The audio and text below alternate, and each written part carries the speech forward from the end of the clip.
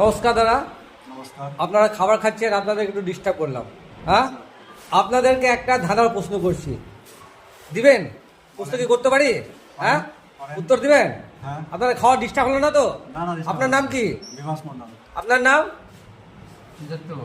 কোনো ডিস্টার্ব হলো না তো? হ্যাঁ, প্রশ্নটা করবো? হ্যাঁ, হ্যাঁ, প্রস্তুত? হ্যাঁ।